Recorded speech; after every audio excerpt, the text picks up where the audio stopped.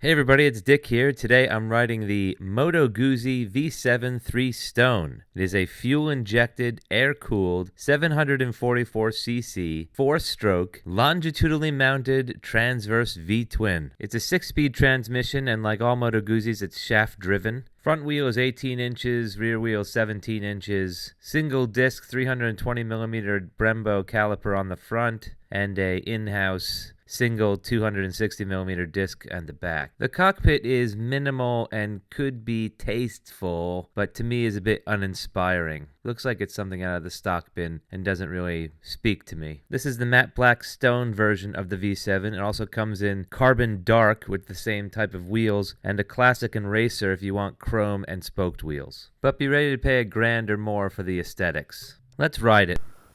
Another demo out of gas. Click it that way, unscrew it, unleaded.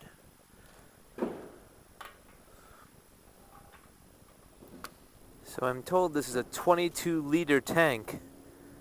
I don't know what's going on with the fume sensor on this nozzle because it's not letting me fill it up. Shit.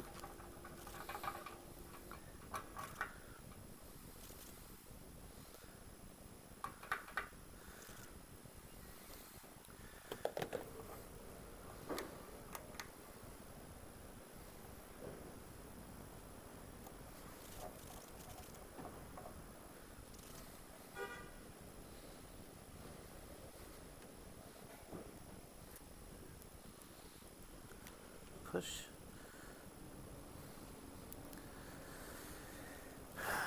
Oh, I don't. There we go.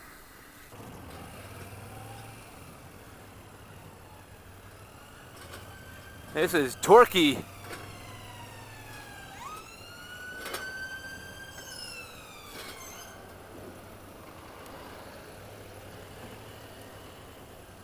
This thing's a bit of a beast.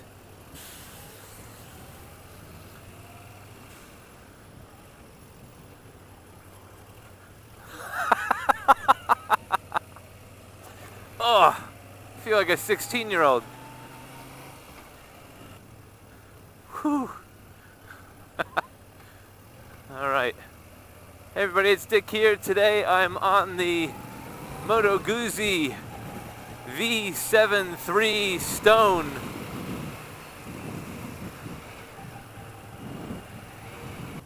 I got a request from one of my viewers to try one of these out and compare it to the Interceptor. I guess they thought they were comparable bikes. There's no comparison. This thing is a beast. This thing is all torque. When I talk about character for a motorcycle, this is what I mean. I love these opposed cylinders. It's kicking its ass out again. I was asked to ride this and compare it to the Interceptor and a couple of other kind of mid-weight, cruisery, classic style bikes, but this thing is unlike anything I've ridden in this class before.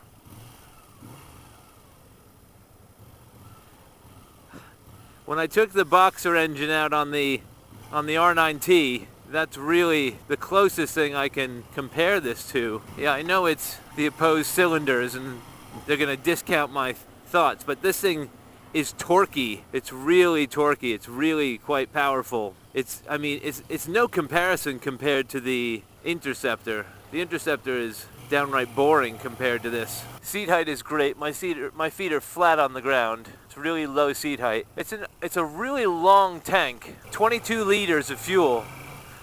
Oh, it's just, this thing is wicked. Really long tank. There's a kind of interesting rake for the front forks. It's more like a cruiser rake. And then the mounts for the handlebars are way back over the kingpin here. And so it's really kind of swept back towards you. I'm leaning a bit forward, I think I'm reaching. It feels like I'm reaching. But now that I say that, I don't know. There's an odd cockpit here that's I'm getting used to because it's really long. But my legs are really quite comfortable. My knees are actually almost my knees are almost as high as my hips, and I don't know if that, so I'm really sitting on my ass. I'm not pushing off those pegs as much as I should. It means I'm really comfortable, but I don't know if it's gonna be an issue on my back, sitting all that weight on my spine for as long as I am. But man, this thing is torquey. When I was talking about character before, character of an engine, I got a lot of flack for that. But really, this has character, and character is not torque, character is not performance. There's just kind of a nature to a bike, a flavor to a bike. Whoa! This thing has character. This thing has almost as much character as my Classic does. It does, it kind of wags its tail. Shaft driven, first bike I ever owned was shaft driven. I know I've never had an issue with a shaft driven bike. So maintenance costs are a lot lower. This bike is about $8,000. I think it's like $7,999 pounds. You know, you could get an XSR 900 for near that money. You can definitely get a used R9T for that money. Let's see about filtering. It is very, very jittery. It's not smooth acceleration. It's almost like when I first learned to ride a motorcycle. You hear that? I'm over revving it because I'm keeping that clutch lever in. I feel like I'm learning, and it keeps wagging its tail. Keeps kicking its tail out. It's not a bad thing, it's taking a bit to get used to. Ooh, it's a long bike. I just told.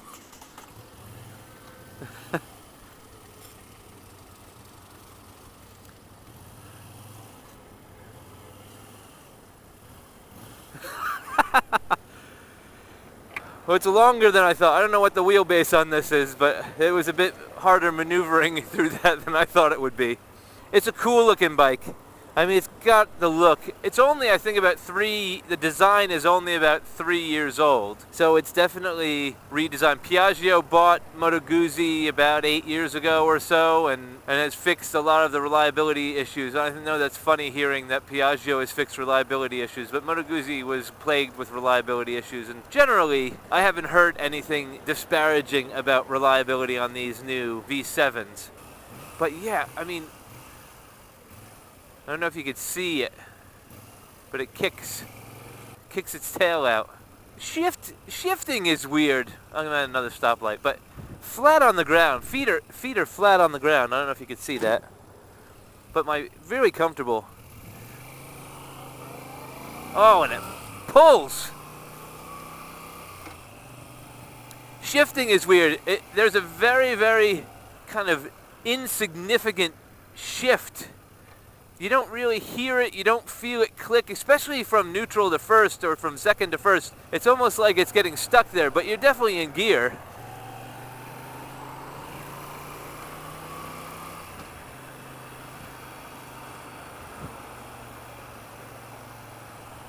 It's got great acceleration, great pickup.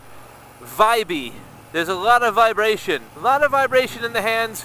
More in the foot pegs than anywhere else, and like I was saying, sitting on this seat the way it is, I'm feeling it right in my prostate. Vibrations are an issue. You can notice the vibrations when you're stopped and the side view mirrors start doing their little dance. I'm from a motorcycling background where everything had vibration, so it's almost nostalgic how vibey it is. I haven't been put off by it yet, though I guess I'm probably about 3,500 there's no rev limiter here, but I'm probably about 3,500 RPM on the engine right now, and I'm getting a lot of feedback in my throttle hand. Fifth gear, sixth gear. Huh. Yeah, so I guess I'm at about 5,500, maybe 6,000 RPM. And I am getting some feedback in the base of my spine and my prostate area. Though this thing sits comfortably, 65, 70 miles an hour. Suspension's a bit stiff, but on these little ridges here, I'm getting it right in the tailbone. Wind is actually handled very well by that big fat headlamp and this display here.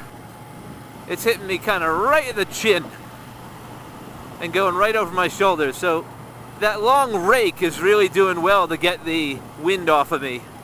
It's a long bike. I feel long on it. I feel like almost like I'm riding a chopper, a bit of a chop. It's got a very choppery feel to it. The power is just so nice. It's got really nice character, and I say that a lot, but it's unique. It's a unique bike compared to the tame shit I've been riding. So I'm really kind of taken with it. I wasn't taken with it when I sat on it at the motorcycle show, which is interesting because it kind of looked a bit cheap. Like these controls look a bit cheap, and I don't like that flat painted top of the crown there and these caps on the tops of the forks. And definitely when I see spring-loaded indicators, I get a bit suspicious about vibrations. And there are vibrations here, but it's not as bad as like a Ducati. But ooh, that rumble, I don't know if you hear it. And now I'm starting to hear the click down of the gears. Not so much. That scooter rider over there is checking this bike out. Yeah, I've gotten a couple of looks on the bike. I mean, it's definitely a looker. It's Italian. Made in Italy. I was told when Piaggio took over the company that they started improving materials and the types of metals that they use. Moto Guzzis get a bad rap for being called tractors. I can see why that is. It's not, though, it is mechanical, but it's not at all. The power management, it's all down to the rider. I'm not, gotta pay attention. This bike is awesome. But it's muscle. All these bulges, that's not sheet metal, that's all muscle, it's sinew.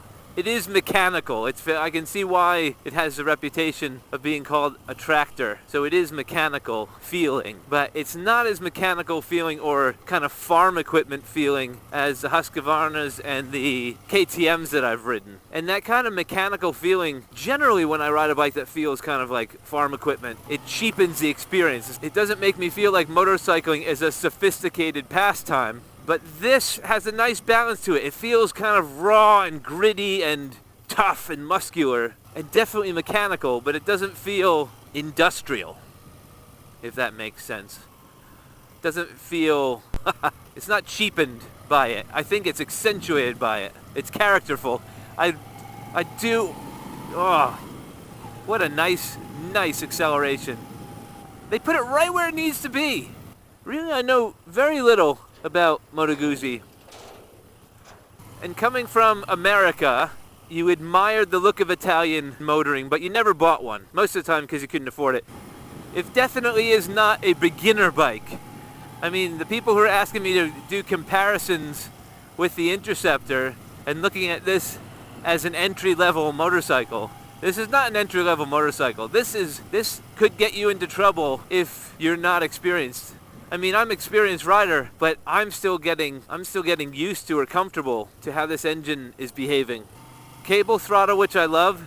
Cable clutch. So they kept things simple where they could. Fuel injected. It's got traction control modes. It's a rain setting or whatever. It's not as easy to get into the traction control modes. You got to push this mode button, then you got to hold the button down if you want to change it, and then hit the starter button.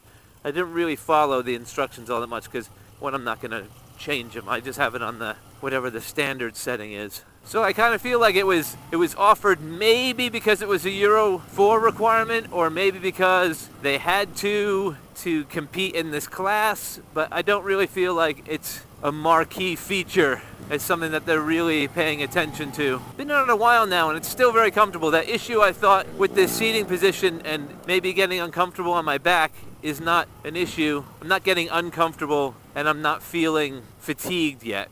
Low speeds for a second gear, because of all the torque and the kind of aggressiveness of it, it's not like a boulevard cruiser. I don't feel generally very comfortable. I don't feel very comfortable at these low speeds because of how jerky the throttle is, or how jerky I am on the throttle.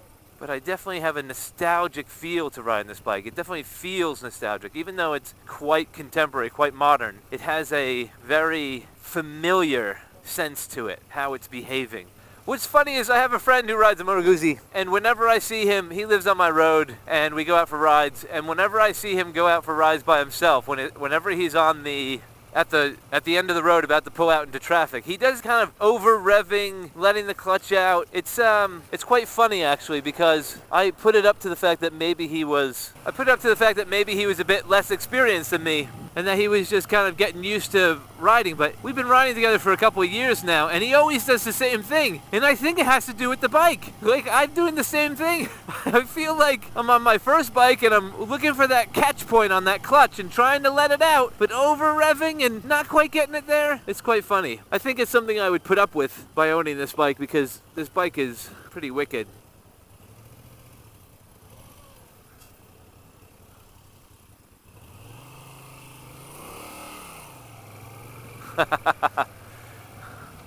There it is. It's wide, and because of the low speed stuff and how long it is, I'm not that comfortable yet filtering through traffic. That's another thing I've noticed with my friend who rides his Moto Guzzi. He's not very comfortable filtering through traffic. And again, I put it up to experience, but I don't feel that comfortable in tight spots and slow maneuvering on this bike. So maybe there's something to it. I do like the weight of it. It's really, really well planted. It's really well weighted.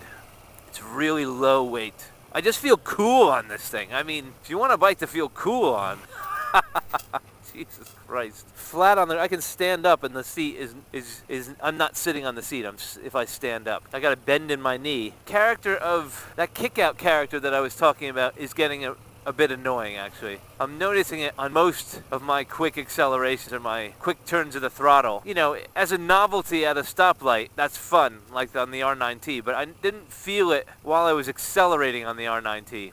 I'm feeling it as I'm shifting through gears. And you can see the mirrors vibrating there. Ass is starting to fall asleep right down there at the base. Yeah, I don't know where this thing lives, though. I was out on the motorway, going about 60, 70. It can do it, but not the most comfortable highway bike. And then at the low speeds, you know, kind of going back down there through Portobello Road and Goldhawk Road, and it's not really a boulevard bike. It's definitely not a commuter, so don't know where this bike likes to live. I mean, it definitely looks nice, so it could be a cafe, you know, you could stand up at the cafe on it. It's not hard to ride. It's not easy to ride. You gotta love that growl, though. It's like a cat. It's like a lion, or I don't know, with this matte black, maybe it's like a puma or a jaguar purring. It's rich. It's like rich and dense. It's like a gâteau. You can see the vibrations. You can definitely feel the vibration. My hands are falling asleep. Unlike other bikes where I kind of decry the vibrations and I wonder where the vibrations are coming from. On other bikes that have vibrations, you kind of diagnose where those vibrations are coming from. This bike, you know where they're coming from and you forgive it. It is an extremely windy day out today, but I have not been tossed around at all on any of the riding I've done, which really shows how well weighted this bike is. I really am enjoying this ride. I don't know if this is a bargain, though. For this price, though, I don't know if I would buy this one over. I mean, new, it's $2,000 less expensive than the R9T. It's about the same price as an XSR, I think. Maybe a dash less expensive. So, all things being equal, or for the comparison price, I don't know if this is the one I'd buy. If you're comparing it like some people are to the Interceptor, it is $2,000 more than the Interceptor, or just shy of $2,000 more than the Interceptor, but this is in a different class. I don't know why people are comparing the two, because this bike is so much more bike than the Interceptor. Would I buy this over the R9T? Probably. I've been seeing the R9T for 11, 12 grand. This would be the budget R9T, and it has as much character and probably a dash more. It is wide.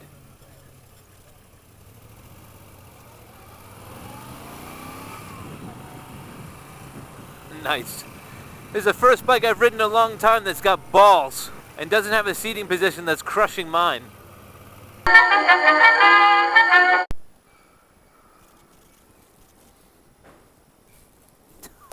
Can't find the goddamn kickstand. If you like that video and you want to see more like them, hit like, share, and subscribe.